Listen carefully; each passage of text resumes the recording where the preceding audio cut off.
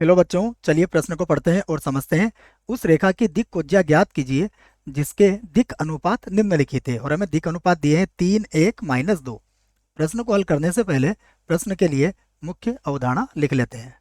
तो इस प्रश्न के लिए मुख्य अवधारणा जिसकी सहायता से हम इस प्रश्न को हल करेंगे। मुख्य अवधारणा में हम दिक् अनुपात और दिक् कोज्या में जो संबंध होता है उसके सूत्रों को लिखेंगे। हम जानते हैं यदि एल एम एन दिक् कोज्या हो तो एल बराबर होता है +-a और बटे में होगा वर्गमूल के अंदर a का वर्ग प्लस b का वर्ग प्लस c का वर्ग। यहाँ a b c क्या होते हैं? दिक् अनुपात होते हैं। और एल एम एन दिक् कोज्या होती है।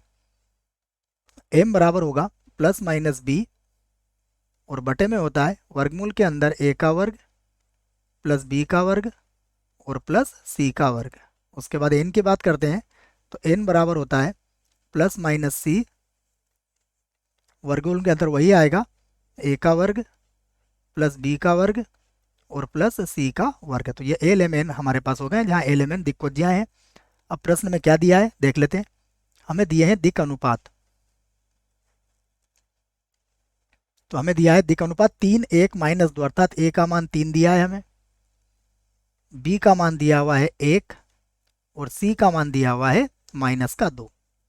तो अब हम यहाँ पर एल एम के मान निकाल सकते हैं। देखो एल एम एन, तो एल बराबर क्या होता है +-a और बटे में कितना होगा a का वर्ग प्लस b का वर्ग और प्लस c का वर्ग।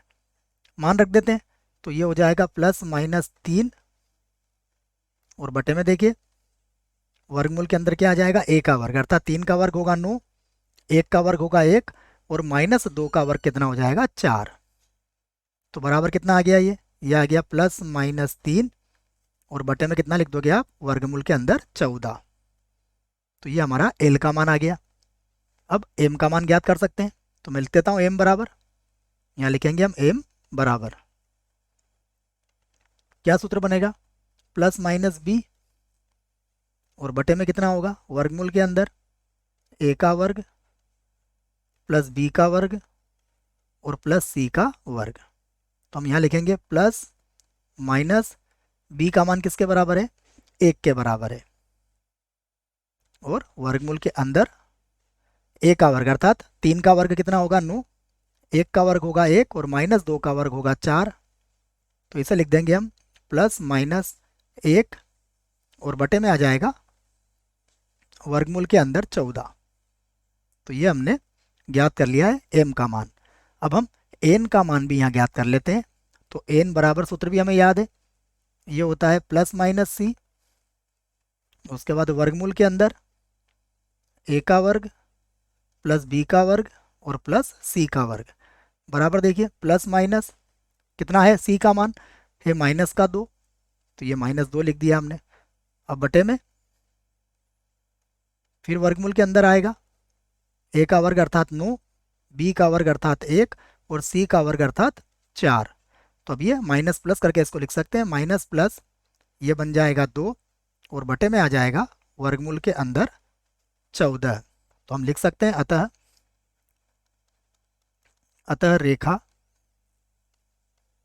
रेखा की दिक् कोज्याएं, जो हमसे पूछा गया है, रेखा की दिक् कोज्याएं, दिक् कोज्याएं। तो रेखा की दिक् कोज्याएं क्या हुई देखिए। सबसे पहले हमारा आंसर आया था, या उत्तर आया था +-3 और बटे में कितना था वर्गमूल के अंदर 14। उसके बाद था +-1 और वर्गमूल के अंदर कितना है 14। उसके बाद फिर -+2 और फिर वर्गमूल के अंदर कितना है 14। यही हमारे प्रश्न का उत्तर है। आशा करता हूँ आपको इस प्रश्न का उत्तर समझ में आया होगा। धन्यवाद।